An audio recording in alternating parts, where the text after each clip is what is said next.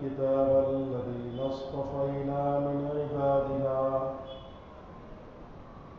فمنهم ظالم لنفسه ومنهم مقتصد ومنهم سابق بالخيرات بإذن الله ذلك هو الفضل الكبير.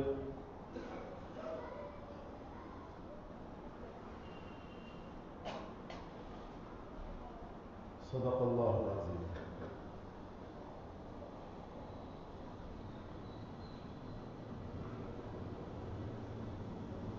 قابل احترام بزرگوں، دوستوں، عزیز نوجوان ساتھیوں،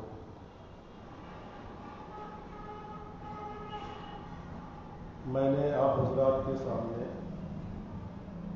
سورہ فاطر کی ایک آیت تلاوت کی ہے.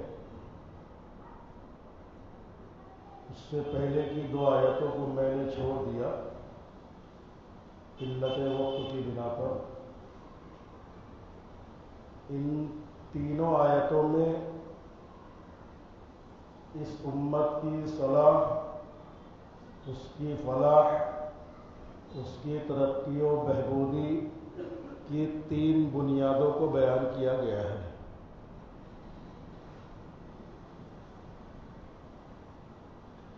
تو جو آیت میں نے تلاوت کی ہے اس کا ترجمہ یہ ہے. اللہ پاک فرماتے ہیں کہ ہم نے کتاب کا وارث بنایا، یعنی قرآن پاک کا وارث بنایا ہمارے ان بندوں کو جن کو ہم نے سارے لوگوں کے درمیان سے منتخب کیا، چن لیا. اصطفینا من عبادنا. عربی میں اصطفاء کے معنی آتے ہیں، یہ صفائی سے بنا ہوا ہے. صفائی اردو میں بھی استعمال ہوتا ہے، صاف صفائی. تو اصطفاء یہ لفظ اسی سے نکلا ہوا ہے. تو مطلب یہ ہے کہ اللہ پاک نے اپنے بندوں میں سے ان بندوں کو جن کے دلوں میں صفائی کو دیکھا، استعداد کو دیکھا، تو اللہ پاک نے ان کو چن لیا. یہ ہے اصطفینا کے معنی. اور پھر ان لوگوں کو، اس طبقے کو ہم نے کتاب اللہ کا وارث بنایا، یعنی قرآن پاک کا وارث بنایا. پھر آگے وارثین کتاب کے 3 طبقے بیان کیے گئے ہیں، اور تیسرا طبقہ جو سب سے ٹاپ کا ہے وہ ہے وَمِنْهُمْ سَابِقٌ بِالْخَيْرَاتِ بِإِذْنِ اللَّهِ. یہ تیسرا طبقہ ہے جو اپنی ذمہ داریوں کو اور خیر کے کاموں کو آگے بڑھ بڑھ کر کرنے والا ہے. ابھی فرمایا کہ اسی طبقے پر اللہ پاک کی بڑی مہربانی ہے. یہ اللہ کا فضل ہے، جس کو چاہتا ہے اللہ پاک اس تیسرے طبقے میں شمار کرتا ہے. ذالک هو الفضل الکبیر. اس سے پہلے کی آیت میں بھی اللہ پاک نے خصوصی طور سے کتاب اللہ کی اہمیت کو بیان کیا، قرآن پاک کی اہمیت کو بیان کیا. اور اس سے پہلے والی آیت جس کو میں نہیں تلاوت کیا، اس میں اللہ پاک نے اسلامی تہذیب و تمدن، اسلامی شاعر کا بیان کیا ہے. ان الذین یتلون کتاب اللہ. تو 3 چیزیں سامنے آئی بیک جگہ، ایک ہی جگہ پر قرآن پاک کی 3 آیتوں میں 3 چیزیں. ایک شعائر اسلامیہ جس کو کہتے ہیں اسلامی تہذیب اور ثقافت، اسلامی کلچر، اسلامی طور طریقے، اسلامی رہن سہن. دوسری چیز آئی ہے اس کے اندر مقامات مقدسہ. اللہ پاک نے زمین کے اوپر جو مقدس مقامات بنائے ہیں، جو اہل اسلام کے نزدیک مقدس مانے جاتے ہیں، جن کے تقدس کے باقی رہنے پر مسلمانوں کی سربلندی موقوف ہے. جب تک ان کا تقدس اور احترام امت میں باقی رہے گا تو امت سربلند ہوتی رہے گی. اور تیسری چیز افراد مقدسہ کا بیان ہے. امت کے وہ افراد، وہ رجال کار، وہ کام کرنے والے افراد جو جن کو ورثۃ الانبیاء کہا گیا ہے، ان کا تذکرہ ہے، جن سے اللہ پاک کسی بھی سطح پر امت مسلمہ کی قیادت کا کام لے رہا ہے. وہ امت مسلمہ کی قیادت کر رہے ہیں، قائدانہ رول ادا کر رہے ہیں. کچھ لوگ عالمی سطح پر کر رہے ہیں، کچھ لوگوں کو اللہ نے نوازا، کچھ لوگ ملکی سطح پر کر رہے ہیں، کچھ لوگ مقامی سطح پر امت کی قیادت کر رہے ہیں. جو ورثۃ الانبیاء کا طبقہ کہلاتا ہے، جس کو اللہ پاک نے کہا کہ یہ کتاب اللہ کے وارث ہیں، ان کو ہم نے کتاب اللہ کی حفاظت اور وراثت کے لیے چنا ہے. یہ افراد مقدسہ ہے. یہ تین چیزیں سمجھنے آنے کے بعد جو اگلی چیز ہے اس کو سمجھنا ہے. موجودہ حالات کے تناظر میں ان تین چیزوں کو دیکھنا ہے. اس وقت باطل تنظیموں کی طرف سے اور یورپ کی طرف سے تین قسموں کی سازشیں چل رہی ہیں. پہلے شاعر اسلامیہ کا احترام اور تقدس دلوں سے نکال دیا جائے، اس کی وقت دلوں سے ختم کر دیا جائے. اس کے مقابلے میں انہوں نے ایک ماڈرن نظام پیش کیا، ماڈرن کلچر پیش کیا، ماڈرن تہذیب پیش کیا، اور اسلامی تہذیب و تمدن کی وقت کو کم کرنے کے لیے کبھی اس کو کہا گیا کہ یہ فرسودہ نظام ہے، یہ رجعت پسندی ہے، یہ پرانوں کی بات ہے، یہ دقیانوسیت ہے، یہ فنڈامنٹلسٹ ہے. اس یہ کہہ کر اس کی وقت کو دلوں سے نکالا گیا اور یہ ہمارا نظام ہے، یہ ماڈرن نظام. تو اس چیز کو، ماڈرن نظام کو ہر شعبے میں، ہر سطح پر داخل کرنے کی کوشش کی گئی اور اسلام کی تہذیب اور تمدن اور اس کے کلچر کو مختلف عنوان لگا کر اس کی وقت کو دلوں سے کم کرایا گیا. یہ ایک عالمگیر سازش ہے، انٹرنیشنل سازش ہے. اسلامی تہذیب، تمدن، اسلامی کلچر اور رہن سہن، جس کو اسلامی شاعر کہتے ہیں، چاہے انسان کی ذات سے متعلق ہو شاعر ہو، لباس سے متعلق ہو، چہرے سے متعلق ہو، رہن سہن سے متعلق ہو، یہ سب اسلامی شاعر. تو یہ سارے اسلامی شاعر کی جگہ پر انہوں نے فیشن والا اور ماڈرن نظام لایا اور اس کی اہمیت کو مختلف عنوانات دے کر ختم کرنے کی کوشش کی گئی. ایک چیز. دوسری سازش،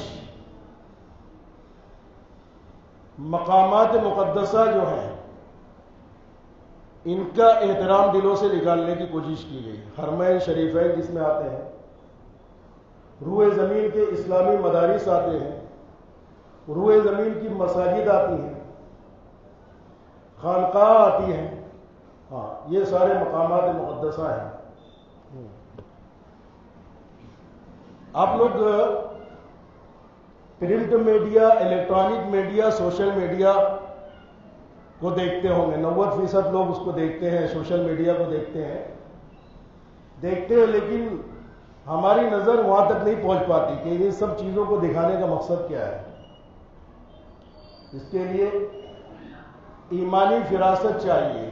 اللہ پاک نے فرمایا کہ مومن کسی بھی چیز کو دیکھتا ہے تو ایمان کے نور سے دیکھتا ہے. اس کے پیچھے کیا تھیوری ہے، اس کے پیچھے ایک پوری تھیوری ہے کہ جو چیزیں دکھائی جاتی ہیں.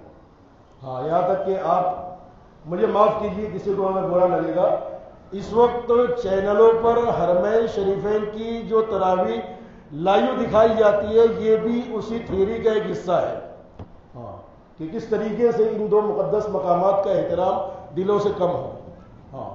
جب تک یہ ہماری نگاہوں سے دور تھے، تصور میں ہم سوچتے تھے کہ حرمین شریفین، تو اس وقت تو جو احترام اور وزن حرمین شریفین کا تھا، اب اس وقت تو نہیں ہے، جبکہ ہر ایک موبائل کھول کر چینلوں کے ذریعے سے حرمین شریفین کو دیکھتا ہے، وہاں کی عبادتوں کو دیکھتا ہے، وہ وزن نہیں باقی رہا۔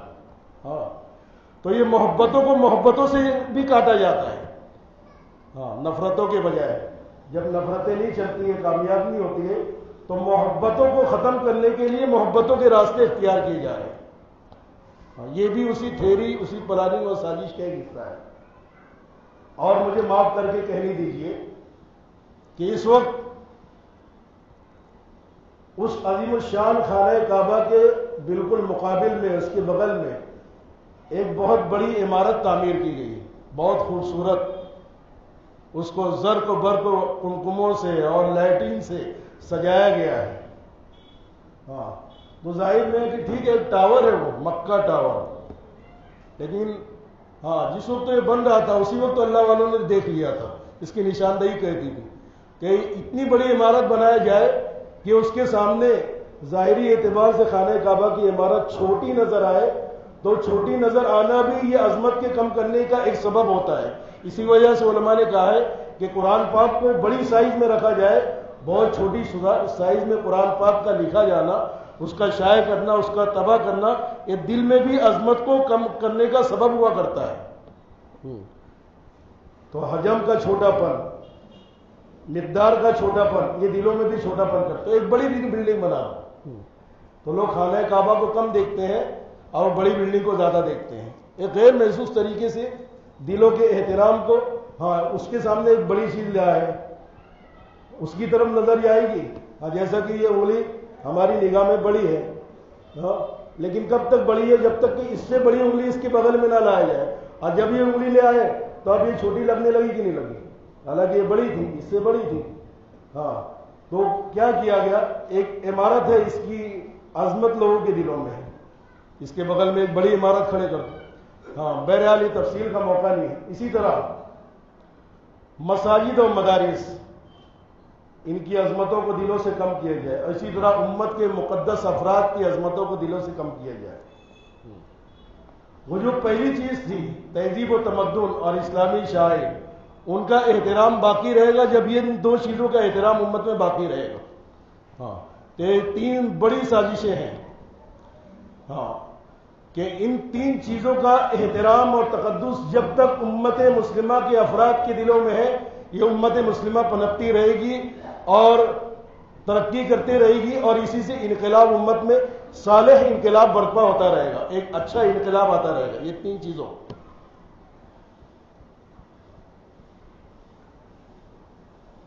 جس وقت علامہ اقبال یورپ سے واپس آئے تو اس وقت تو ان کی زبان سے جو نکلے ہوئے کلمات ہیں، انہوں نے جو تجزیہ کیا وہاں کے حالات کا، جو سقوط اندلس ہوا، جو اسلامی حکومت کا زوال ہوا، ہاں، یہ اسپین وہ علاقہ تھا جو پوری دنیا میں اسلام کا مرکز تھا کسی زمانے میں۔ اس کی شان و شوکت والی پرشکوہ جامع مسجد، قرطبہ کی جامع مسجد، آج جو ہے کھنڈر کے اندر تبدیل ہو چکی ہے۔ وہ قرطبہ کی جامع مسجد، ہاں، جس کی وسعت، ہاں، جس کے صرف ستون تقریباً 10,000 کے قریب ستون پر مشتمل، آج کیا حال ہے؟ آج وہاں پر انسان جائے تو چپل اتارنا منع ہے، لازمی ہے کہ آپ چپل اور جوتوں کے ساتھ اندر جاؤ، اور اندر جانے کے بعد اس عظیم الشان مقام کی بربادی پر آپ آنسو تو بہا سکتے ہیں، لیکن اس مسجد میں آج 2 رکعت نماز نہیں پڑھ سکتے۔ آج یہ حال ہے یورپ کی اس مسجد کا۔ یہ سارے حالات کا جائزہ لینے کے بعد علامہ اقبال جب ہندوستان آئے تو انہوں نے جو تبصرہ کیا وہ یہ تھا کہ ہندوستان کے مسلمانوں، کان کھول کر یہ بات سن لو کہ اس وقت ہندوستان کے یہ جو مدارس چٹائیوں پر چل رہے ہیں، یہ اسلام کے قلعے جہاں سے قال اللہ و قال الرسول کی صدائیں بلند ہو رہی ہیں، یا قرآن کے الفاظ، اس کے متن، اس کے معانی اور اس سے نکلنے والے احکام کی حفاظت اور تمہاری اگلی نسلوں تک پہنچانے کا کام انجام دیا جا رہا ہے، ان کو اسی جگہ پر رہنے دو، ان کو یوں ہی چلنے دو، ورنہ میں یورپ کے میخانے دیکھ آیا ہوں، یورپ کے کھنڈرات دیکھ آیا ہوں، وہاں الحمرا کے کھنڈرات کا میری آنکھوں نے مطالعہ کیا ہے۔ اگر تم نے ان مدارس کا اگر خدا نخواستہ ہندوستان سے ان مدارس کا خاتمہ ہو گیا تو یقین جانو، ہاں، یہ تمہاری مسجدیں ایک دن اسی طریقے سے کھنڈرات میں تبدیل ہو جائے گی جس طریقے کے کھنڈر میں قرطبہ کی جامع مسجد میں دیکھ آیا ہوں کہ وہاں پر یورپ نے کیا کیا۔ ہاں، پہلے علماء کے احترام کو دلوں سے ختم کیا، اس کے بعد مدارس کے پھیلے ہوئے جال کو تہس نہس کیا، اور وہ اسلام کی شان و شوکت والی جگہ، وہ مرکز، اس کا خاتمہ کر دیا۔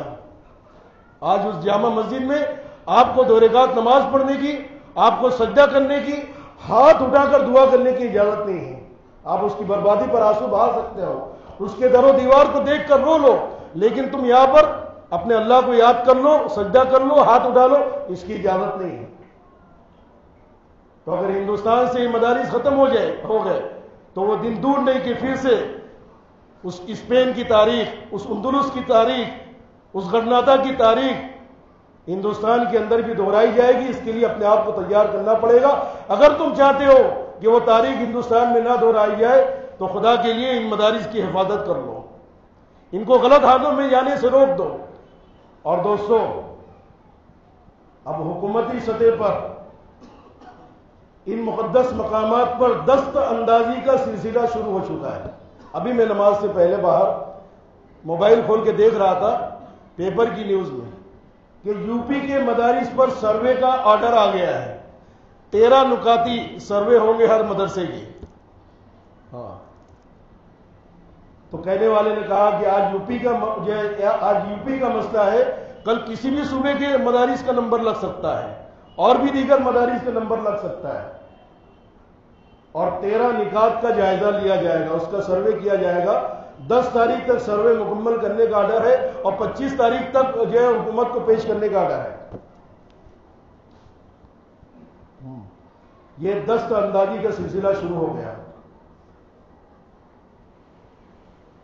اس میں سے ایک نقطہ بہت زیادہ مجھے سنگین لگا۔ وہ نقطہ کیا ہے کہ مدرسے کے نصاب تعلیم کا بھی جائزہ لیا جائے گا کہ کون سا نصاب پڑھایا جا رہا ہے۔ معمولی چیز نظر آتی ہے لیکن یہ معمولی نہیں ہے، ہاں، کہ نصاب کا بھی جائزہ لیا جا رہا ہے کہ کیا پڑھایا جا رہا ہے، کون سی تعلیم مجھے دی جا رہی ہے۔ ہاں، میں پچھلے 2 ہفتے کے بیانات میں کہہ رہا ہوں کہ اس وقت ہندوستان کی برسر اقتدار پارٹی کے ترجمان کی طرف سے 3 پیشکشیں ہندوستان کے مسلمانوں کے سامنے آئی ہیں۔ ابھی اس کی تفصیل کا موقع نہیں، آج دوسرا موضوع میں نے یہ آپ لوگ کے سامنے لیا ہے۔ اس میں سے ایک پیشکش یہ ہے کہ 3 پیشکش کو قبول کر لو، تم ہمارے بھائی بن کر ہندوستان میں رہ سکتے ہو مسلمان۔ ایک پیشکش یہ ہے کہ مسلمان اسلامی جہاد کے تصور کو چھوڑ دیں۔ ہاں، تو نصاب تعلیم کا جائزہ لیا جا رہا ہے، کیا پڑھایا جاتا ہے، حدیث کے کون سے ابواب پڑھائے جاتے ہیں، قرآن پاک کی کون سی آیتوں کی تشریح کی جاتی ہے۔ ہاں، یہ اصل میں اگلا اسٹیپ لینے کے لیے، اگلے قدم کے اٹھانے کے لیے یہ اس کی تمہید اور یہ پہلی سیڑھی ہے کہ نصاب میں کیا تبدیلی کا مطالبہ کرنا ہے اور کس تبدیلی کو نافذ کرنا ہے۔ معمولی چیز نہیں ہے۔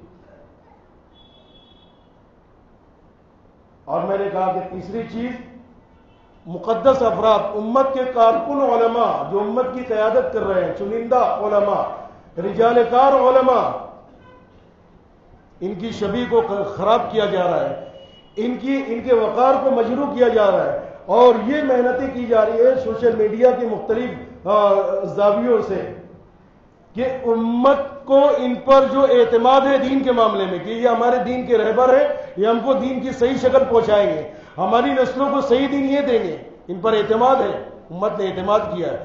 جس طریقے سے امت کا یہ اعتماد یہ تہس نہس ہو جائے، اس کے لیے کیا کیا جا رہا ہے؟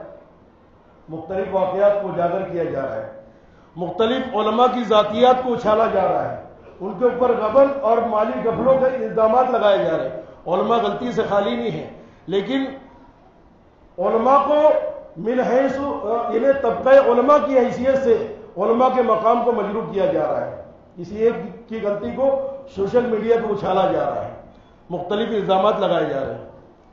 ابھی کل 2 دن پہلے آسام کے ایک مدرسے پر بلڈوزر چلا، خبریں آپ کے پاس میں ہیں. ہاں، بڑا دل دہلانے والا منظر تھا. ہاں، اور اس کے بعد مستقبل کے ان کے عزائم کو سوچ کر دل کانپ جاتا ہے کہ اب کیا بنے گا ہندوستان میں. اس میں صرف بنیاد یہ بنایا کہ مدرسے کے ایک مدرس پر ارہاب اور دہشت گردی کا الزام لگا اور اس کا تعلق، جھوٹے الزامات لگائے گئے، اس کا تعلق فلاں تنظیم سے. بس یہ ایک استاد کی اس چیز کو بنیاد بنایا اور مدرسے کو جو ہے منہدم کر دیا گیا. ایک تیر سے 2 شکار، مدرسہ بھی منہدم ہوا اور علماء کی شبیہ بھی خراب کرنے کی کوشش کی گئی. یاد رکھو دوستو، اعتماد اور بھروسہ یہ پورے دین کی شاہ کلید ہے. شاہ کلید، ماسٹر کی جس کو کہتے ہیں، ماسٹر کی. اسی لیے سب سے پہلے مطالبہ ہے انبیاء پر اعتماد کرو، انبیاء کی سچائی پر بھروسہ کرو، ان کی خبروں کو بغیر دلیل کے قبول کرو. یہ کب ہوگا؟ جب انبیاء کی ذات پر اعتماد ہوگا. انبیاء کے بعد پھر مطالبہ ہے کہ علماء کی ذات، علماء کے مجموعے پر بھروسہ کرو، ان کی ذاتوں پر اعتماد کرو کہ دین کے معاملے میں تمہاری غلط رہبری نہیں کریں گے. ایک عقیدہ ہے انبیاء کے تعلق سے کہ انبیاء معصوم ہوتے ہیں ہر قسم کے گناہ سے، چھوٹے گناہ سے بھی، بڑے گناہ سے بھی معصوم ہوتے ہیں. لیکن انبیاء کے ختم ہونے کے بعد اس امت کے علماء کا نمبر آتا ہے، تو اس امت کے علماء کے افراد کو معصوم نہیں قرار دیا گیا، لیکن اس امت کے علماء کا جو مجموعہ ہے، اس مجموعے کو اللہ پاک نے معصوم قرار دیا ہے. ان کے مجموعے سے غلطی نہیں ہو سکتی، یہ دین کی غلط رہبری نہیں کر سکتے. ان کا اعتماد ضروری ہے. ایک حدیث پاک پڑھنے میں آئی تھی کہ اللہ پاک نے تم کو یعنی تمہارے علماء کو 3 چیزوں سے بچا کر رکھا ہے. یہ صرف اسی امت کی خصوصیت ہے. یہ 3 چیزیں پچھلی امتوں میں یہ بات نہیں تھی. اس میں سے ایک خصوصیت یہ ہے کہ تمہارے علماء کو اللہ پاک نے غلطی سے بچا کر رکھا ہے. علماء کا مجموعہ غلطی سے محفوظ ہے. تو جب تک علماء کا اعتماد امت میں باقی رہے گا، دین پر بھی اعتماد باقی رہے گا، اس لیے کہ دین ان کے ہاتھوں سے منتقل ہو کر آیا ہے. ہاں، کوئی آدمی اگر میرے ذریعے سے آپ کو 1 لاکھ یا 1.5 لاکھ کی رقم بھیجے کہ جاؤ جو وسیم بھائی کو دے دینا یہ رقم، تو آپ کو اگر میری ذات پر اعتماد ہے تو آپ کو وہ رقم کے فگر پر بھی اعتماد ہوگا کہ ہاں 1.5 لاکھ بھیجا ہوگا. اور اگر آپ کو تھوڑا سی میری ذات پر اعتماد کی کمی ہے کہ ہاں مفتی صاحب کچھ گڑبڑی تو نہیں ہے، تو پھر آپ کے ذہن میں بات آئے گی کہ ہو سکتا ہے 2 بھیجے ہوں گے، مفتی صاحب نے رستے میں 50 وال لیے ہوں گے. ہاں، تو رقم پہ اعتماد کیوں کم ہوا؟ اس لیے کہ رقم لانے والے پر اعتماد کم ہو گیا. ہاں، تو دین جن علماء کے ذریعے سے پہنچا ہے، اگر ان کے اعتماد پر کمی آئی، ان پر اعتماد میں کمی آئی، تو دوستو دین بھی غیر معتمد ہو جائے گا. اور دین پر چلنے کی بنیاد ہی یقین اور اعتماد ہے. ہم پہلا نمبر کہتے ہیں 6 صفات میں سے ایمان. ہاں، یعنی وہی دین اصل ہے. تو جس کے ذریعے سے آیا ہے وہی غیر معتبر ہو گئے. تو اس کا مطلب ہے کہ دین کی تشریح کرنے والے علماء نے تشریح کے اندر بھی گڑبڑ کر دیا ہے، یہ دین کی شکل کو پیش کرنے میں بھی گڑبڑ کر دیا ہے. تو دوستو، باطل کی سازشیں مدارس پر دست اندازی کرنے کی اور اس ملک ہندوستان کو اسپین بنانے کی سازش سے پہلے کے 2 مرحلے ہیں کہ علماء سے ان کے اعتماد کو ختم کیا جائے اور مقامات مقدسہ اور مدارس اور مساجد کو ان کے احترام کو امت کے اندر سے ختم کر دیا جائے. تو یہ تو دوسرے بعد میں کریں گے. ہاں، لیکن اگر خود ہم اپنے ہاتھوں سے اپنی بنیادوں پر کلاڑی مارنے والے ہیں تو جو کام کل اغیار کے ذریعے سے ہونے والا ہے وہ کل والا کام آج کیوں نہ وجود پذیر ہو جائے گا؟ آج کیوں نہیں یہ ان مدارس کا وجود ختم ہو جائے گا؟ ہاں کہ دوسرے تو کل ختم کریں گے، ہم تو آج ختم کرنے کے در پہ ہیں۔ اور مدارس کو نااہل کے ہاتھ میں دینا بھی مدارس کو ختم کرنے کے مرادف ہے۔ ہاں، جنہیں شعور نہیں جام بھی اٹھانے کا، جنہیں شعور نہیں جام بھی اٹھانے کا، انہیں غرور ہے میکدہ ہمارا ہے۔ ہاں، جو جام نہیں اٹھا سکتے وہ پورے میکدے کا نظام سنبھالیں گے، جن کو علم سے کوئی واسطہ نہیں۔ اس لیے دوستو، بحیثیت مسلمان ہونے کی اس مسجد میں جتنے اہل اسلام حاضر ہیں، وہ مسجد سے باہر، ان کی ذمہ داری ہے کہ باطل کی ان سازشوں کو باطل کے ہاتھوں اور باطل کی ان سازشوں کو اپنوں کے ہاتھوں کامیاب نہ ہونے دے، ان مدارس کی حفاظت کرے، ان علماء کے اعتماد کو بحال کرے۔ ہاں، ورنہ دوستو تمہاری نسلوں کو دین دینے والا کوئی نہیں ملے گا۔